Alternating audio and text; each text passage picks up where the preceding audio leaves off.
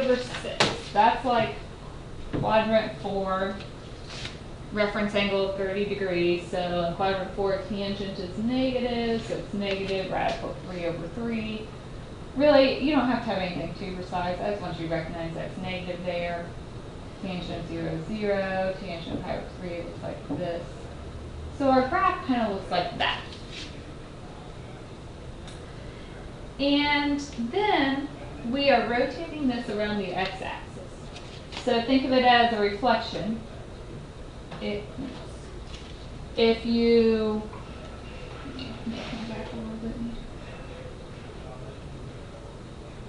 So if you reflect this piece over, it's going to come up here. You reflect this, and it comes down here. So we get this like centered at 0, and then it widens out in both directions.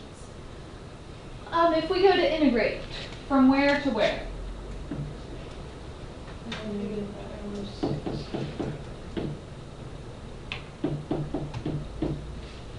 Pi times, what would be my radius?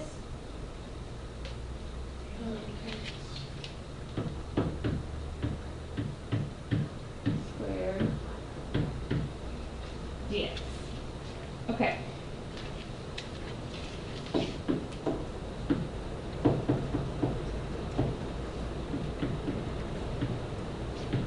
Here's why I'm going over this one. Nothing too complicated yet, but do we have anything that has a derivative of tangent squared? No. What I want you to do, if you think back, remember in trig we made those flip charts with all those formulas. At the beginning of the year I gave you a sheet that had some of the formulas we would use on it. There was one formula that said tangent squared plus 1 is equal to secant squared. So if I took that formula and subtracted over the 1,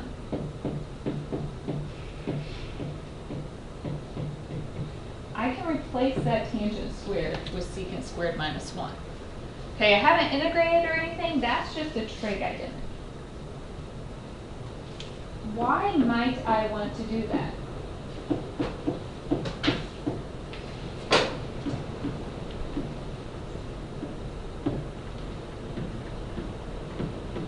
How does that help me?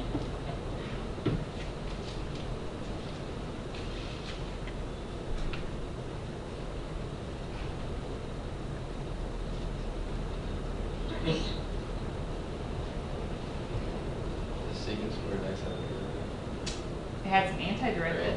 What has a derivative equal to secant squared? Tangent. So this is helpful because now we can actually integrate it. So the derivative of tangent is secant squared, so the antiderivative of secant squared is tangent, minus, what's the antiderivative of 1? X.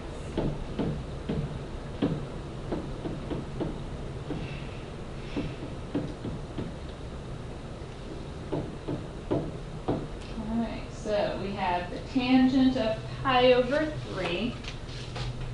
So that's like the tangent of 60 degrees, so that's radical 3 over 3. Sorry, that is not, that's just radical 3. Minus pi over 3. Minus, okay, negative pi over 6, that's quadrant 4, tangent is negative there, tangent of 30 is radical 3 over 3. Minus negative, so plus pi over 6. Okay, obviously this one is very ugly. I really gave it to you for the purpose of being able to show you that sometimes we have to use those trig identities so that we get something that we can't integrate. You could leave your answer like this, you could plug it in and get a decimal. Either way, I would accept it.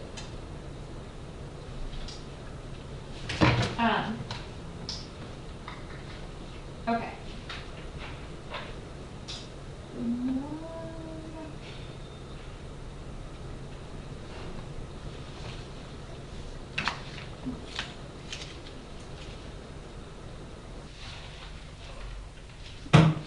we are this time going around the y-axis. We have cosine f of y equals cosine y on the interval 0 to pi over 4.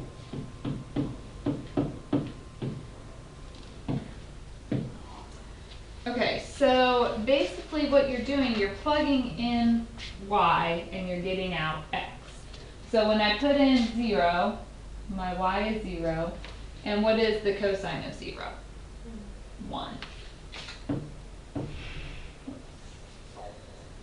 So y is 0 and our x is 1 there. When you put in pi over 4, pi over 4 is like your y. Cosine of pi over 4 is radical 2 over 2. So, yeah. So we're getting out something like this. Okay. So we have that little piece, but then what am I doing to that? Right, I'm rotating that around my y-axis. Okay, so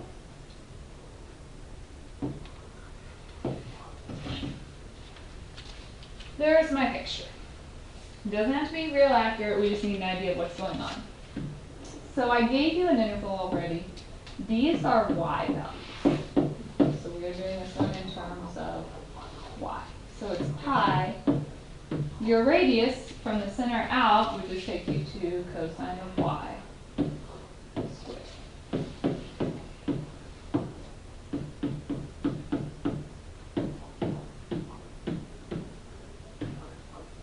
Okay. Can we do the antiderivative of cosine squared?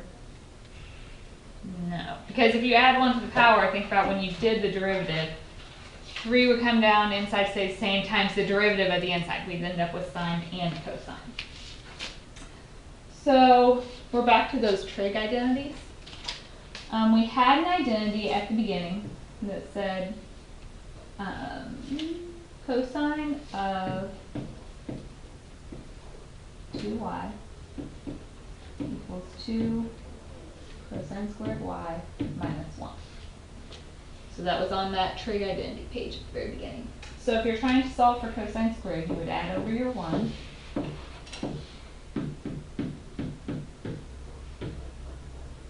And then what would we do? Divide by 2. So I'm just going to put a 1/2 in front of all this.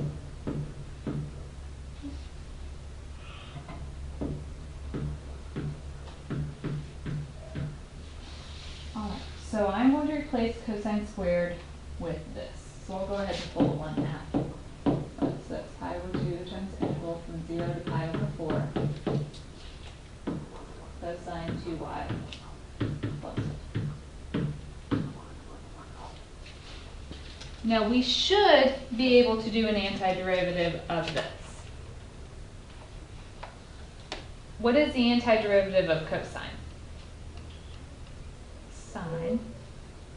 You know that when you do a derivative of a trig function, the angle doesn't change, but when we do the derivative, we'd have to do chain rule, so times the derivative of the inside, which is 2, so we need a 1/2 in front. What's the antiderivative of 1? Y in this case, yeah. From 0 to pi over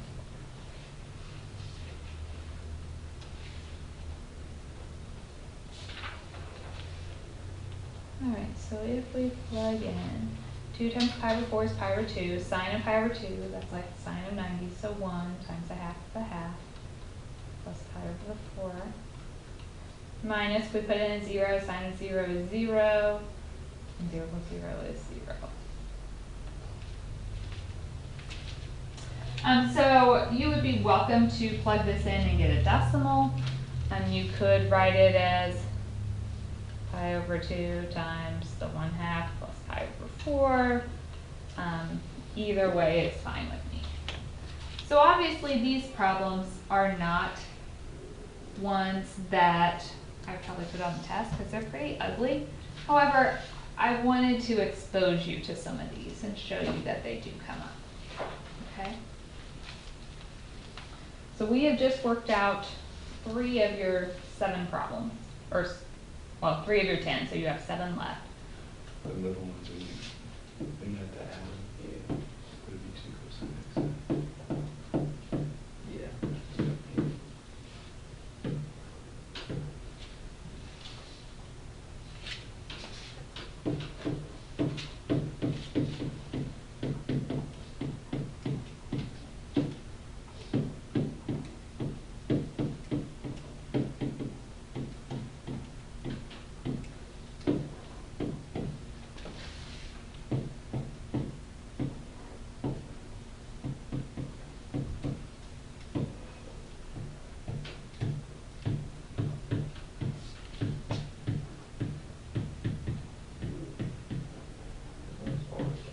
Yeah, that's nice. Is that one? Okay, so You don't like that, I think.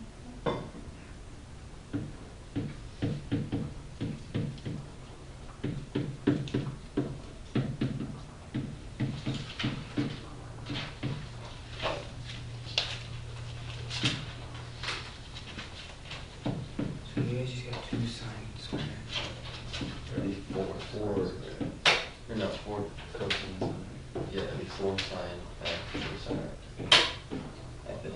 Yeah, that's what I was thinking about. Did you guys get to this point on problem number 9?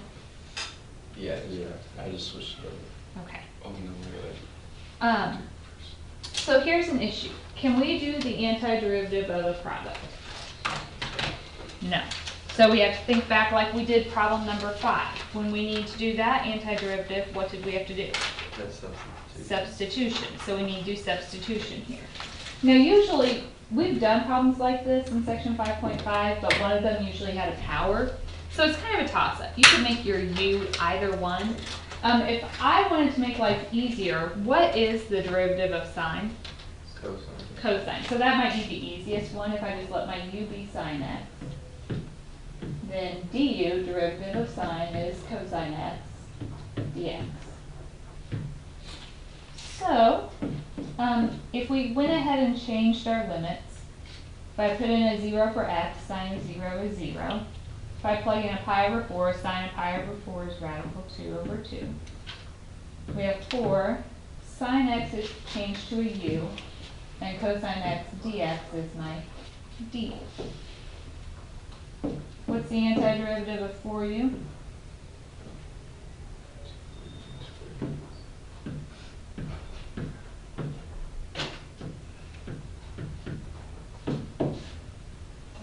So then we can simplify.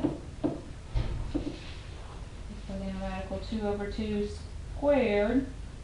We get 2 over 4, so 1/2 minus 0 squared is 0. And then 2 pi times a half.